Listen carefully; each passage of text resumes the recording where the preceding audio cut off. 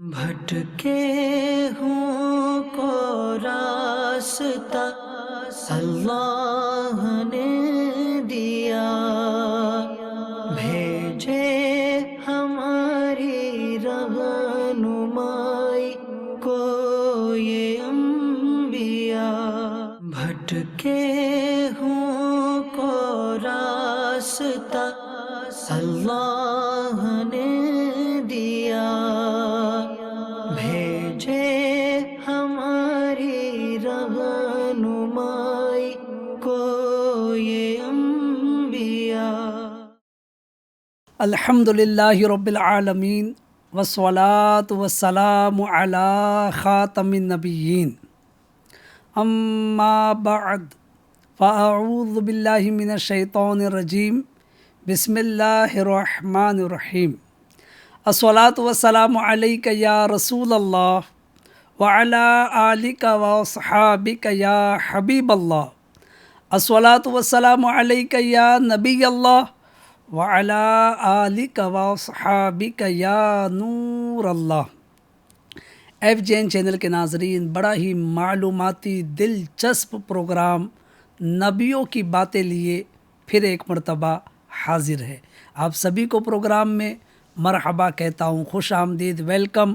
الحمدللہ اس پروگرام میں ہم اللہ تبارک و تعالیٰ کے مقدس نبیوں کا مبارک ذکر سن رہے ہیں۔ جیسا کہ آپ جانتے ہیں کہ ان انبیاء کے فضائل جو قرآن و احادیث میں بیان ہوئے، ان کی مبارک سیرت کے واقعات اور اس سے ہمیں کیا سیکھنے کو ملا، اور ساتھ ہی ساتھ ان کی قوموں کے حالات، ان قوموں کے جن افراد نے انبیاء پر ایمان لایا ان پر کیا کیا انعام و اکرام ہوئے، اور جنہوں نے نافرمانیاں کی، سرکشی کی، تو وہ کس طرح عذاب کی شکار ہوئی۔ اس کی تفصیلی گفتگو آپ مختلف ایپیسوڈ میں سماعت کر چکے ہیں۔ ناظرین، آئیے پہلے اچھی نیتیں کر لیتے ہیں، اللہ کریم کو راضی کرنے، ثواب کمانے، علم دین سیکھنے، نیکوں کا تذکرہ سن کر برکتیں حاصل کرنے، اچھی باتوں پر عمل کرنے اور عبرت والی باتوں سے عبرت و نصیحت حاصل کرنے کی نیتوں کے ساتھ مکمل ایپیسوڈ دیکھیں گے انشاءاللہ الکریم۔ آئیے درود پاک کی فضیلت سن لیتے ہیں۔ اللہ پاک کے آخری نبی رسول ہاشمی محمد عربی صلی اللہ علیہ وآلہ وسلم ارشاد فرماتے ہیں، جو کوئی میری محبت اور میری طرف شوق کی وجہ سے ہر دن اور رات میں مجھ پر 3 مرتبہ درود پاک پڑھے تو اللہ تبارک و تعالیٰ پر حق ہے کہ اس کے اس دن اور اس رات کے گناہ بخش دے۔ سبحان اللہ۔ ناظرین اکرام، درود پاک کتنی برکتوں کا حامل ہے۔ جہاں اس میں اجر و ثواب ملتا ہے، رحمتیں برکتیں نازل ہوتی ہے، وہیں درود پاک گناہوں کی معافی کا بھی ذریعہ ہے۔ تو لہٰذا ہم سب کو چاہیے کہ بالخصوص اس حدیث پر عمل کی نیت سے دن اور رات میں کم از کم 3 مرتبہ درود پاک ضرور پڑھے، تاکہ اس حدیث پاک پر عمل ہو جائے اور اس کی برکتیں حاصل ہو۔ عقیدت و محبت کے ساتھ درود پاک پڑھ لیتے ہیں۔ صلو علی الحبیب صلی اللہ علی محمد۔ ناظرین اکرام، آج ہم جس عظیم ہستی کا ذکر سماعت کریں گے وہ ہے اللہ پاک کے پیارے نبی حضرت سیدنا زکریا علیہ السلام۔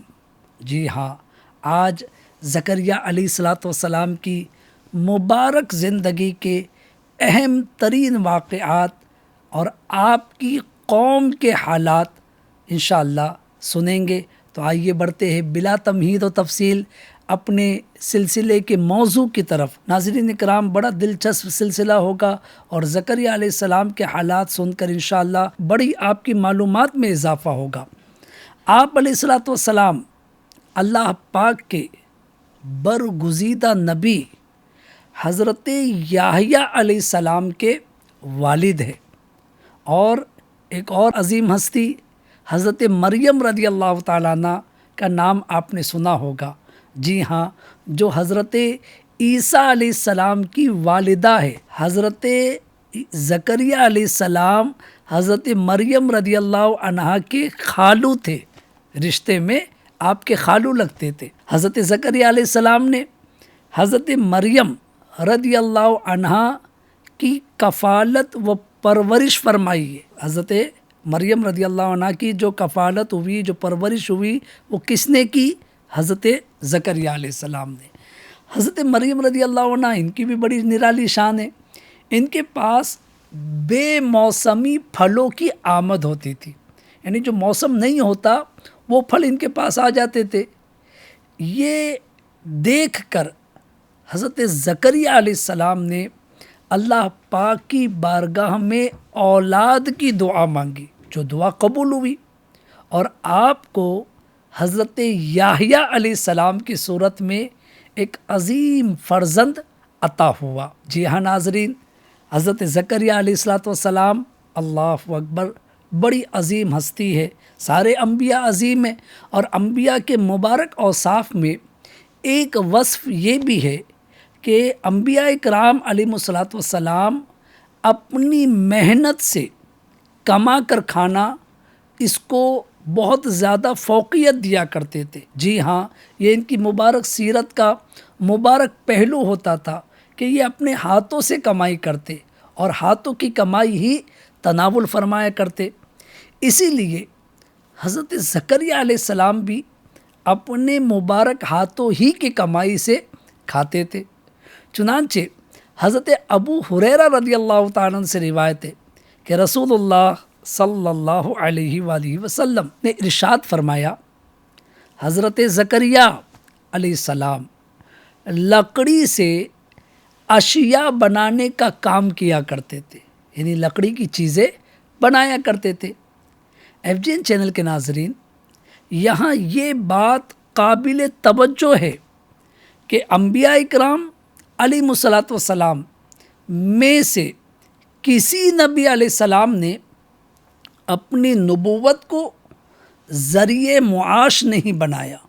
جی ہاں، یعنی کہ جو وہ تبلیغ کا کام کرتے، لوگوں کو ہدایت کی باتیں بتاتے، لوگوں کو گمراہی سے بچاتے، اور اس کے لیے جو ان کی مبارک زندگیوں کا بہت بڑا وقت گزرتا، لیکن اسی کو انہوں نے اپنا ذریعہ معاش نہیں بنایا، بلکہ کائنات کے یہ معزز ترین حضرات مختلف پیشے اختیار کر کے اپنا گزر بسر کیا کرتے تھے۔ آپ علیہ السلام انتہائی پرہیزگار تھے۔ چونکہ ہم حضرت زکریا علیہ السلام کا ذکر کر رہے تو آپ انتہائی پرہیزگار تھے۔ مروی ہے کہ آپ علیہ السلام اجرت پر کسی کی دیوار گارے سے بنا رہے تھے، یعنی مزدوری طے ہوئی تھی، اور اس حساب سے آپ جو ہے دیوار کا گارا بنا رہے تھے، اور طے یہ ہوا تھا کہ اس کے بدلے میں وہ آپ علیہ السلام کو ایک روٹی پیش کرتے۔ اللہ اکبر! ناظرین کرام، کتنا پیارا کام، اور اس کے عوض میں ایک روٹی۔ جی ہاں، اب دلچسپ بات یہ ہے کہ کیونکہ آپ علیہ السلام صرف اپنے ہاتھ کی کمائی سے ہی کھانا تناول فرماتے تھے، ہوا یوں کہ ایک مرتبہ آپ کھانا تناول فرما رہے تھے، کھانے کے دوران کچھ لوگ آپ علیہ السلام کی بارگاہ میں حاضر ہوئے، تو آپ علیہ السلام نے انہیں کھانے کی دعوت نہ دی۔ جی ہاں ناظرین، آپ سوچ رہے ہوں گے کہ ہم نے صحیح سنا یا غلط سنا۔ آپ نے صحیح سنا کہ نبی علیہ السلام ہے، حضرت زکریا علیہ السلام کھانا تناول فرما رہے ہیں، کچھ لوگ کھانے کے دوران آ گئے تو آپ نے انہیں کھانے میں مدعو نہیں کیا، کھانے کی دعوت نہ دی، یہاں تک کہ خود کھانا کھا کر فارغ ہو گئے۔ اب آپ کو حیرت ہو رہی ہوگی۔ جی ہاں، اور ان لوگوں کو بھی حیرت ہوئی۔ ہوا یوں کہ یہ دیکھ کر ان لوگوں کو جو آئے تھے آپ سے ملنے کے لیے، آپ علیہ السلام کے طرز عمل پر تعجب ہوا کہ یہ اللہ کے نبی ہے، اور انتہائی سخی بھی ہے، زاہد بھی ہے، دنیا سے بے رغبت رہتے ہیں، اس کے باوجود انہوں نے اپنے کھانے میں ہمیں شریک نہیں کیا، تو ایسا انہوں نے کیوں کیا؟ اور وہ سوچنے لگے، وہ یہ گمان کرنے لگے کہ اگر ہم خود ہی پہل کر لیتے اور ان سے کھانا مانگ لیتے تو یہ اچھا ہوتا کہ ہم اس نبی علیہ السلام کے کھانے میں شریک ہو کر ان کی برکتیں حاصل کر لیتے۔ بہرحال وہ ایسا سوچنے لگے۔ ہوا یوں کہ آپ علیہ السلام جب کھانے سے فارغ ہو گئے تو آپ چونکہ اللہ کے نبی ہے، اور یہ جو عمل آپ نے کیا اور لوگوں کو جو متعجب آپ نے دیکھا، تو آپ نے اپنے اس طرز عمل کی حکمت بیان کی۔ اب سنیے ناظرین، بڑی قابل توجہ اور علمی گفتگو ہے۔ آپ نے جو نقطہ بیان کیا وہ بڑا علمی نقطہ ہے، ہم سب کے لیے سیکھنے والی بات ہے۔ آپ نے ارشاد فرمایا کہ اے لوگو، میں ایک قوم کے ہاں اجرت پر کام کرتا ہوں، یعنی مزدوری ہماری طے ہوئی ہے، اس پر میں ان کا کام کرتا ہوں، اور وہ مجھے ایک روٹی اس لیے دیتے ہیں تاکہ میرے اندر ان کا کام کرنے کی طاقت پیدا ہو۔ اب اگر میں تمہیں اپنے حصے کی روٹی میں سے کچھ کھلاتا ہوں تو یقیناً یہ تمہیں کفایت کرتی اور نہ مجھے، چونکہ ایک روٹی ہے، اس میں سے تم اتنے لوگ، اگر میں تم کو دیتا تو تم کو بھی اس سے بہت زیادہ فائدہ نہیں ہوتا، اور میں بھی جو ہے بھوکا رہ جاتا۔ لیکن مسئلہ یہ ہے کہ میرے اندر ان کا کام کرنے کی طاقت کم ہو جاتی، چونکہ وہ مجھے روٹی اس لیے دے رہے ہیں کہ میں اس روٹی کو کھاؤں اور اس سے جو طاقت ملے اس سے میں ان کی مزدوری کروں، ان کا کام مکمل کروں۔ اللہ اکبر۔ FGN چینل کے ناظرین، اس واقعے میں نصیحت ہے کہ جب اجرت پر کسی کا کام کرے تو اس کے تمام تر تقاضوں کو بھی پورا کرے۔ جی ہاں، آج بہت سارے لوگ اس طرح کے کام کرتے ہیں، لیکن وہ اس میں بڑی بے احتیاطیاں بھی کر رہے ہوتے ہیں۔ تو جو ہے، جو اجرت پر مزدور رکھتے ہیں اور جو اجرت پر مزدوری کرتے ہیں، دونوں کو چاہیے کہ شرعی تقاضوں کے مطابق معاملات کو طے کرے۔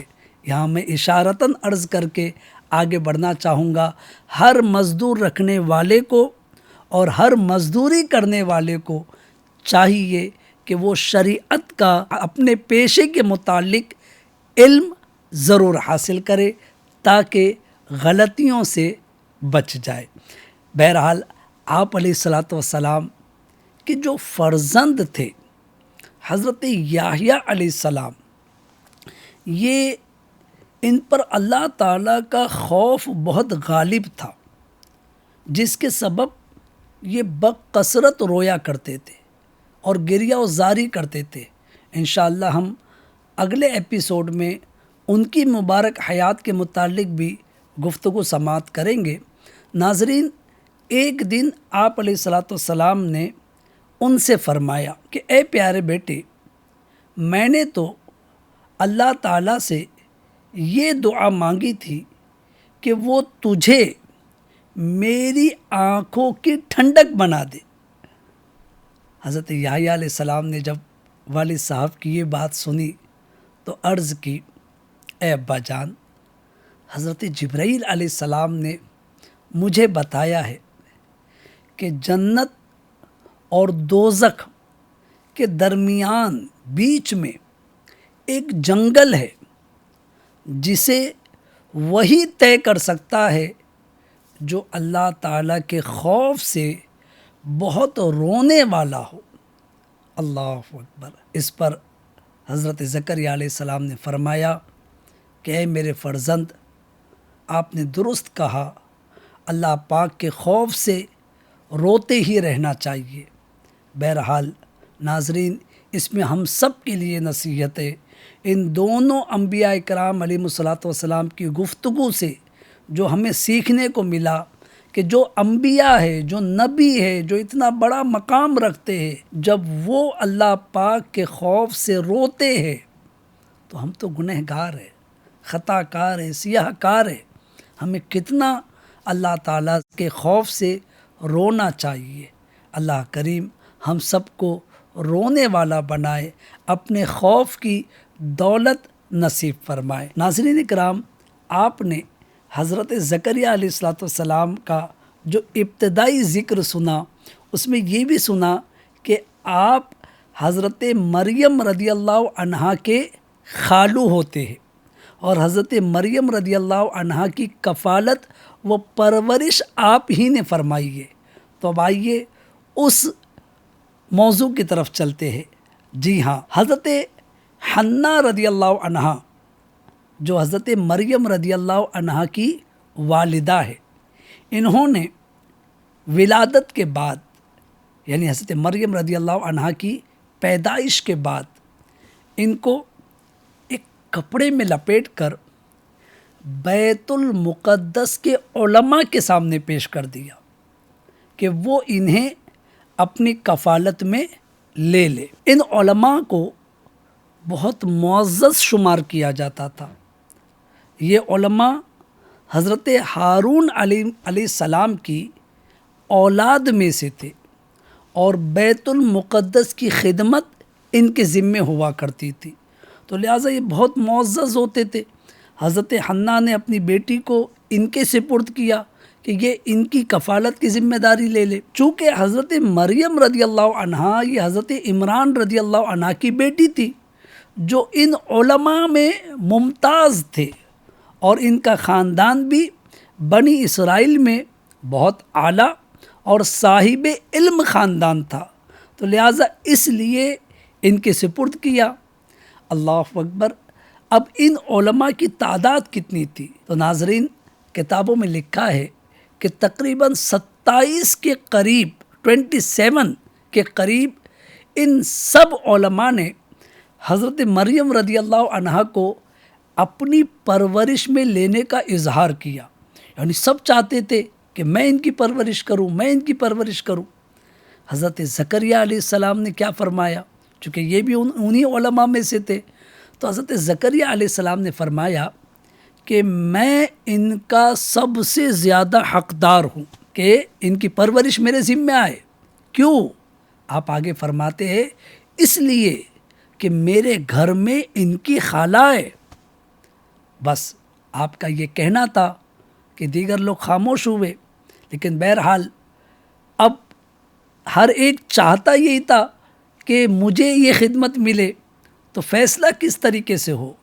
تو اتفاق رائے کے ساتھ فیصلہ اس بات پر ہوا کہ چلیے قرعہ اندازی کرتے ہیں۔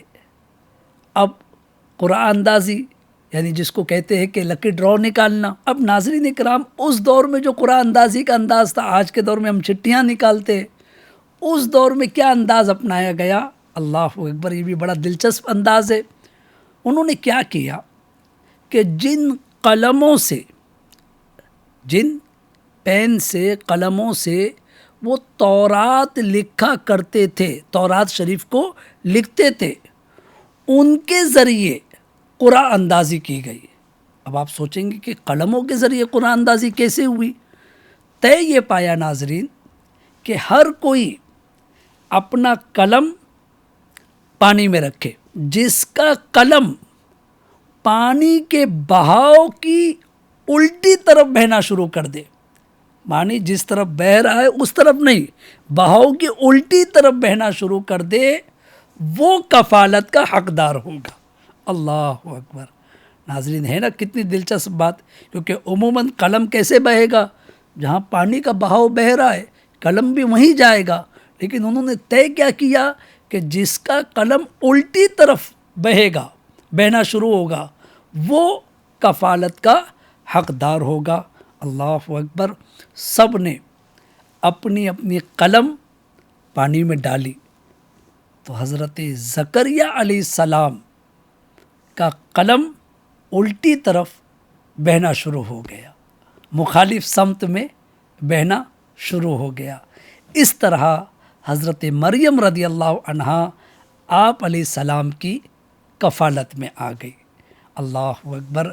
حضرت مریم رضی اللہ عنہا کی کفالت ملنے کے بعد حضرت زکریا علیہ السلام نے ان کی پرورش پر خصوصی توجہ فرمائی، اور آپ علیہ السلام نے ان کے لیے ایک کمرہ مخصوص فرما دیا تھا جس میں آپ علیہ السلام کے سوا کوئی داخل نہ ہوتا تھا۔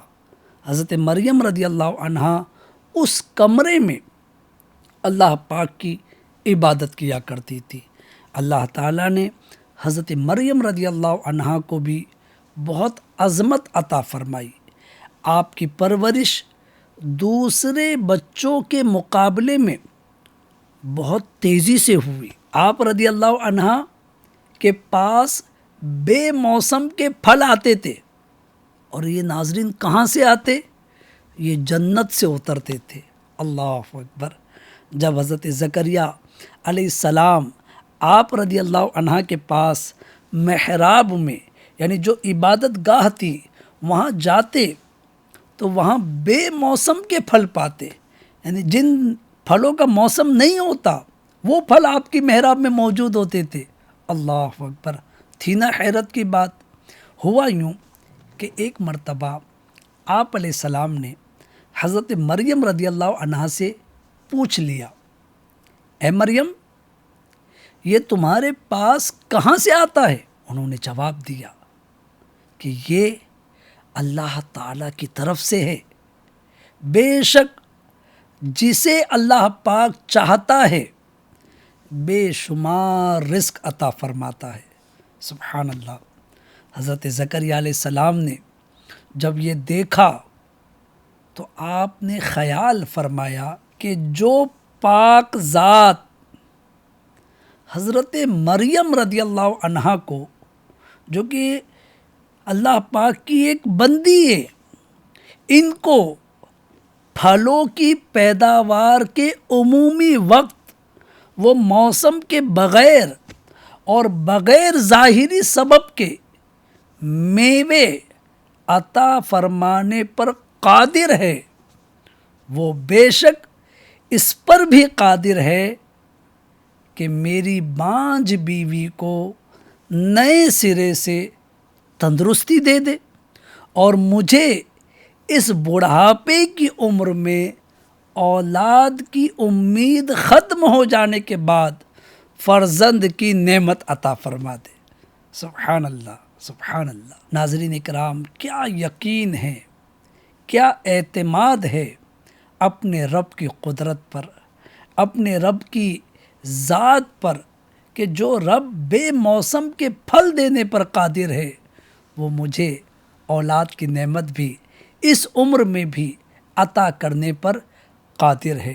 یہاں ناظرین میں ان سے مخاطب ہوں کہ جو اللہ پاک کی مشیت سے اگر اب تک اولاد کی نعمت سے محروم ہے تو وہ مایوس نہ ہو۔ جی ہاں، اللہ پاک کی قدرت پر بھروسہ رکھے اور اللہ پاک کی حکمتوں کو سمجھنے کی کوشش کرے۔ اس نے جو دیا اس میں بھی حکمت ہے، اور اس نے اگر کوئی چیز نہ دی تو اس میں بھی حکمت ہے، کیونکہ حکیم کا کوئی فعل حکمت سے خالی نہیں ہوتا۔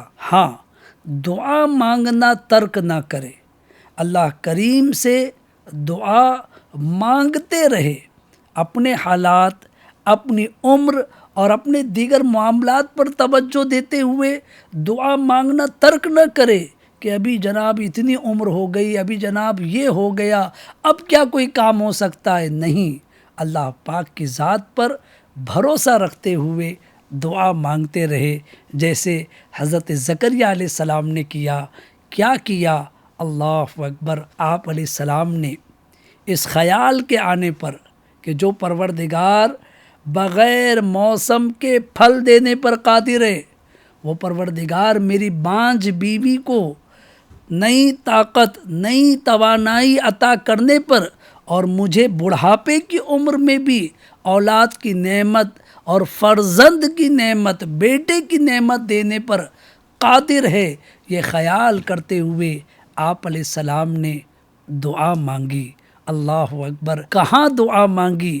اسی جگہ پر دعا مانگی جہاں حضرت مریم رضی اللہ عنہا عبادت کرتی تھی، اور جہاں آپ پر یہ انعام ہوتا تھا کہ آپ کو بے موسم کے پھل ملا کرتے تھے، لہٰذا اسی مقام پر آپ نے اپنے رب سے دعا مانگی، اے میرے رب، مجھے اپنی بارگاہ سے پاکیزہ اولاد عطا فرما، بے شک تو ہی دعا سننے والا ہے۔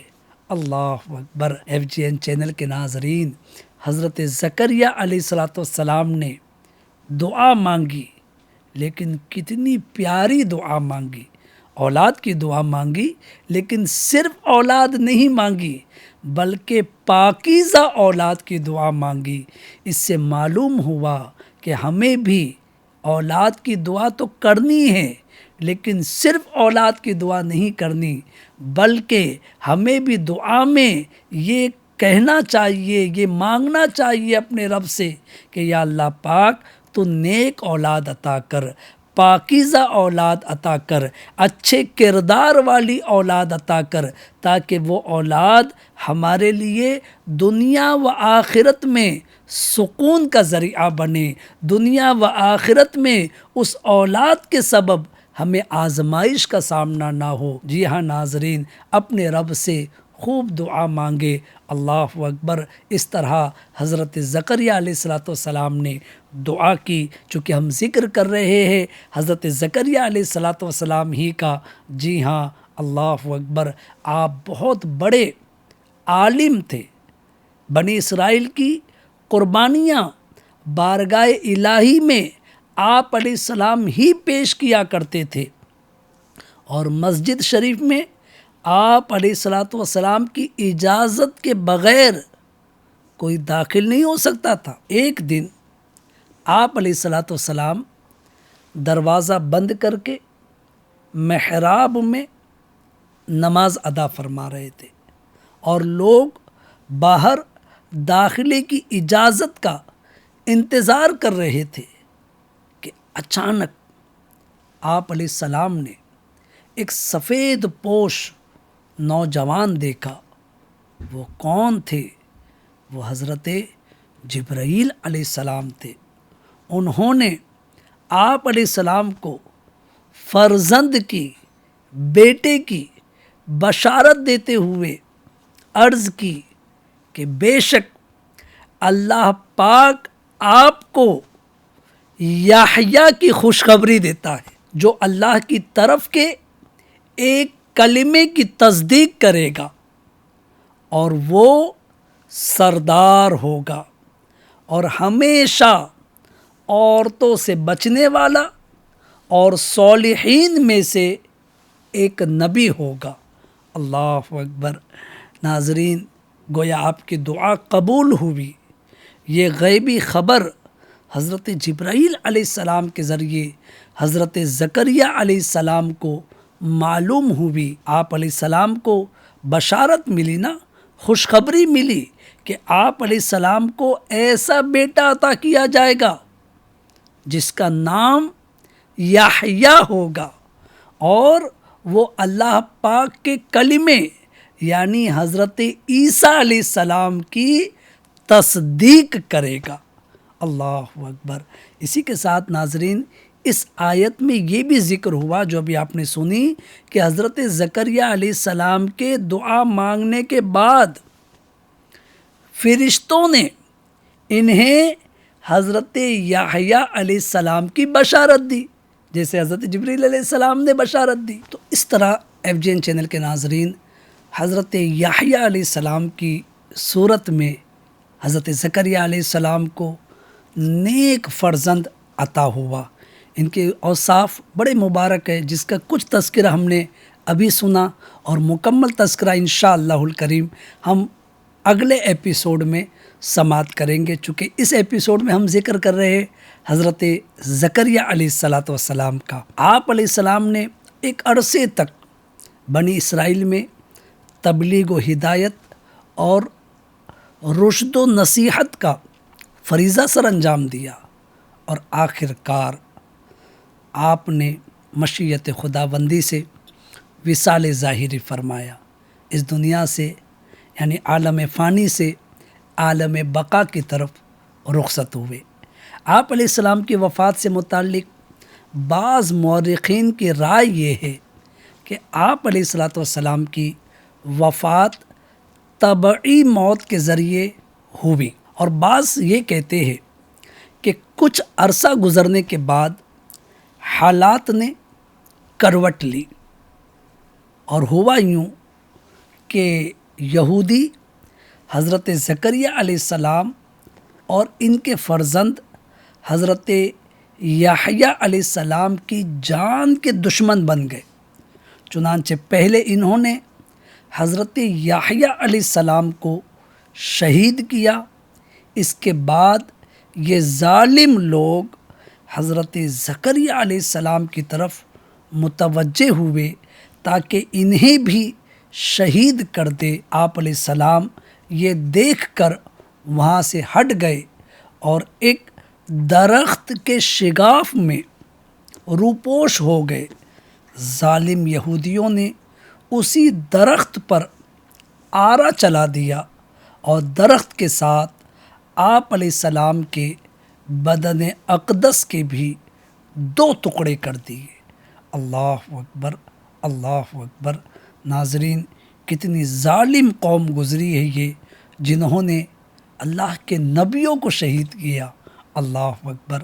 حضرت زکریا اور حضرت یحییٰ علیہ السلام کو شہید کرنا بنی اسرائیل کا دوسرا فساد تھا، جس کا تذکرہ سورہ بنی اسرائیل میں کیا گیا ہے۔ اس کی سزا میں اللہ تعالیٰ نے بنی اسرائیل پر اہل فارس اور روم کو مسلط کر دیا، جنہوں نے بڑی بے دردی سے بنی اسرائیل کے ہزاروں افراد قتل کر دیے، ہزاروں کو قید و بند کی صعوبت سے دوچار کیا، بیت المقدس کی مسجد میں داخل ہو کر اسے ویران اور بنی اسرائیل کے شہروں پر غلبہ پا کر انہیں تباہ و برباد کر دیا۔ FGN چینل کے ناظرین، اس سے ہمیں یہ سیکھنے کو ملا کہ ظلم کا انجام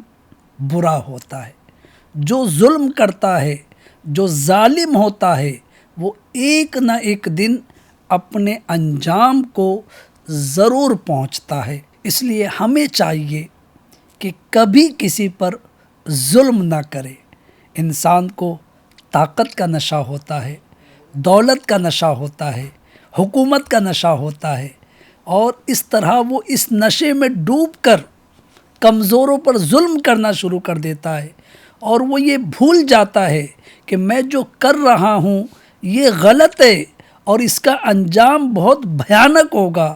لیکن تاریخ گواہ ہے کہ جنہوں نے ظلم کیا وہ ظالمین ایک نہ ایک دن اپنے انجام کو ضرور پہنچے۔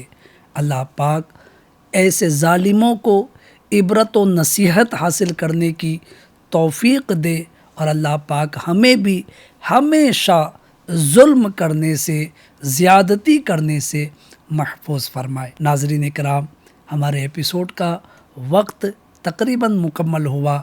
الحمدللہ ہم نے حضرت زکریا علیہ السلام جو اللہ پاک کے مبارک نبی ہے، ان کا مبارک ذکر سنا۔ انشاءاللہ آئندہ ایپیسوڈ میں حضرت یحییٰ علیہ السلام جو ان کے فرزند ہیں، ان کی مبارک زندگی کے حالات و واقعات سماعت کریں گے۔ جب تک کے لیے اجازت دیجیے، اپنا خیال رکھیے، FGN چینل دیکھتے رہیے۔ صلو علی الحبیب صلی اللہ علی محمد وعلی آلہ وصحبہ وبارک وسلم۔ بھٹکے ہوں کو راستہ اللہ نے دیا، بھیجے ہماری رہنمائی کے ہوں کو راستہ اللہ نے دیا، بھیجے ہماری رہنمائی